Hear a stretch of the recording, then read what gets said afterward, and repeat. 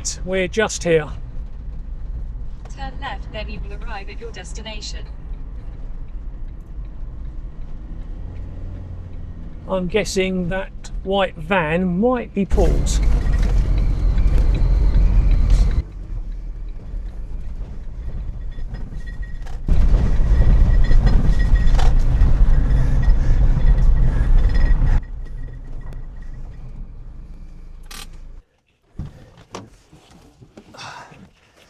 Right.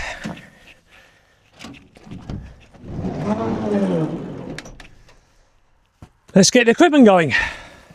Okay, so we've made it to Hatchet Pond. This is Paul. Say hi, Paul. Hello, good evening, everybody.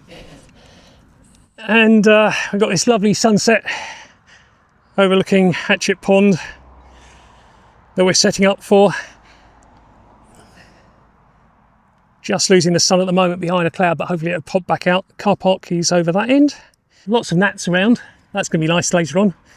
Did you put your gnat repellent on? Insect repellent on? No. Well, I've put insect repellent on, so you need to go to him. He hasn't got any on. So we're on the GFX 50R with the Blazar Mantis 1.33 times Anamorphic 35mm. We're at f16, I think. Yep, f16. ISO for 640, 400ths of a second, and let's grab the shot. I've already focused up on the top of the trees as best as I can. I'm going to drop the ISO down. I don't think I need to be that high, not that it makes much difference on this camera. So we're still on the same camera and lens setup, so the 50R with the Blazar 35mm Anamorphic in the stretch in the landscape orientation. But I've taken a shot with a polarizer on, and I've got an ND now. I had an ND and the polarizer, and now just got the ND. And we're down to, I was down to about 2-second shutter. There is a very slight, there's not much wind at all, but there's enough just to ripple the surface. So let's get that shot there.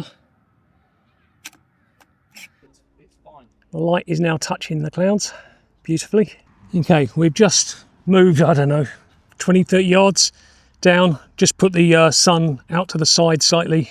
So we're at f16, 50 ISO, and half a second.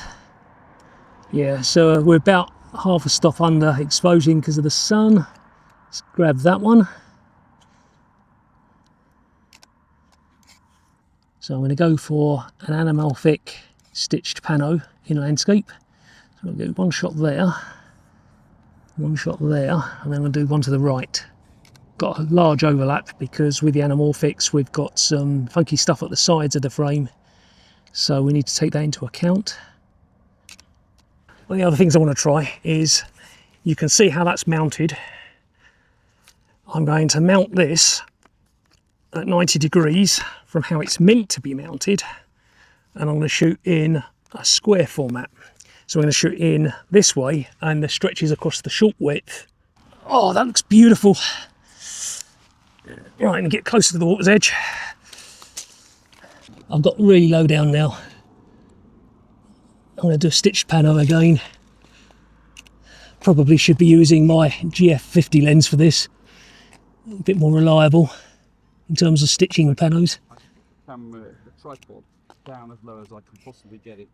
Get a really different perspective of the photograph. It looks absolutely stunning now. We've got a little bit of cloud to the left, which is catching that gold light, and it's sort of level gold on the water, looks lovely. I've done it as a 20-second experiment. Moving? Why not? Yep. Swoop to the next one, the next site, further down, so we can get the shot looking back.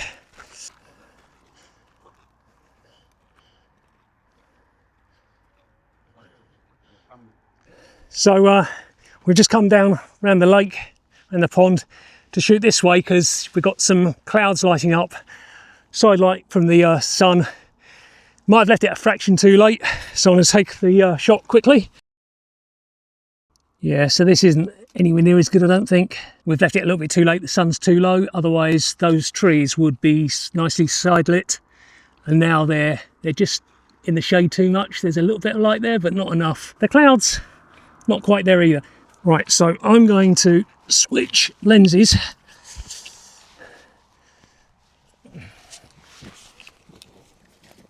Going to get the 50 on because that's the banker. The shooting with the Anamorphics is a bit of a flyer. This is one of the nice things about this camera, is when you've got a GF lens on there, all I have to do is touch the focus motor and you'll see it will jump into zoom mode for me, so I can fine touch. But on the non-GF lenses, I'm having to press this button here, which I've programmed to be my zoom button, so I can press that in and out and jump in. And you can also expand and zoom in. So I just had that on maximum zoom. Last bit of the sun is just disappearing now. That was a really nice sunset. We've got the pinks and the blues coming in now. It's just glorious. Makes you happy to be alive, really happy. I think Paul's having a great time as well, so cheers.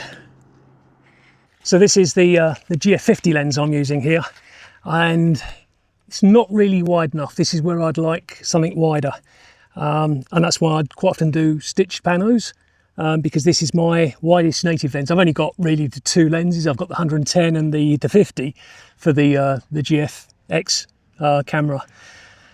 They do a 30, which will be an equivalent of 24mm on 35mm, because there's a 0.79 times magnification effect, because the sensor in this camera is larger than 35mm, or the full frame sensors in most other cameras like the Sony. So what I tend to do to compensate is I use stitched panos. So with this, because I want more of the sky, more of the ground, I might do a horizontal one, or I might do quarters and then stitch them with some software later on to try and get a wider field of view.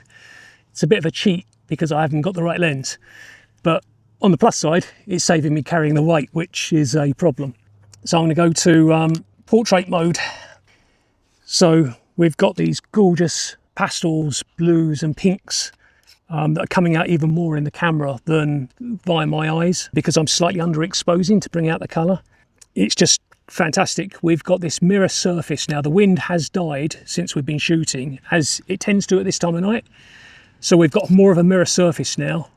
And we've got the pinks and the blues, those pastel shades mirrored in the water. Then you've got the silhouette of the trees. Then you've got this band in the sky that's got the pinks and the blues. And then right at the top, we've got these low-level clouds above us, which are coming out quite dark grey, sort of bluey grey, so they almost look stormy. So we've got this light dark going up the frame, and I've just done a 3-frame stitched pano in portrait, so I can join that. Fingers crossed, it should be really nice. And this is with the GF50 lens, so it's the native lens.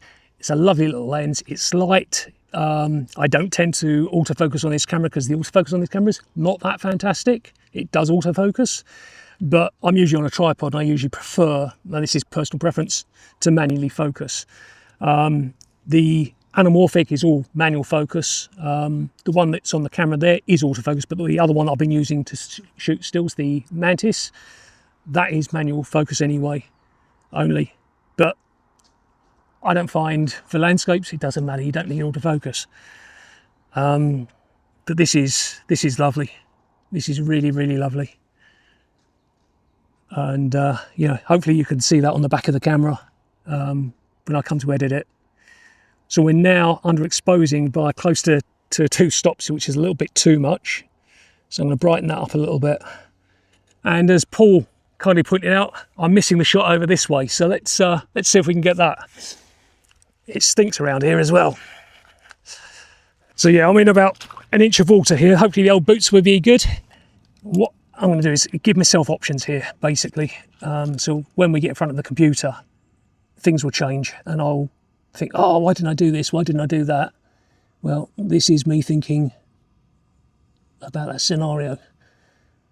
Okay, so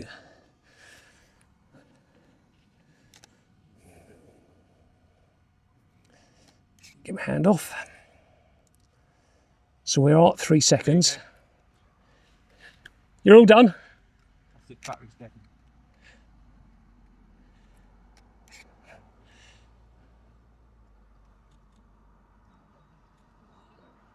Oh, this is just a lovely evening. Getting bitten alive, but who cares?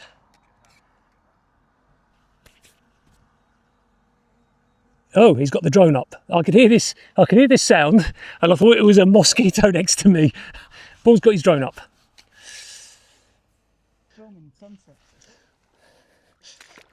Oh, yep, I haven't got wet feet.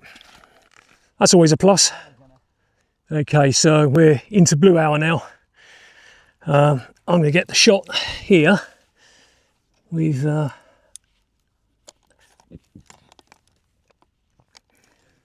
Paul in it, hopefully. Paul's just had a good idea to do ICM because the light is so gorgeous. We're deliberately moving the camera during the exposure where the cloud is and the colour is. Colours are just gorgeous at the moment.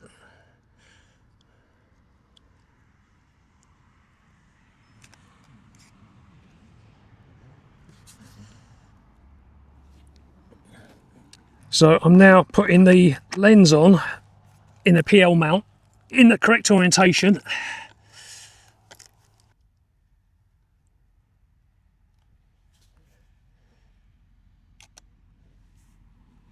So I'm just trying loads and loads of different things out here, different lenses, different orientations, stitch panos, ICM. So just as we're walking home, Paul spotted this the end tree on the cluster with a nice reflection. So we've broken out the camera kit again, and you can see my camera on the bottom left here, trying to get the shot. There we go.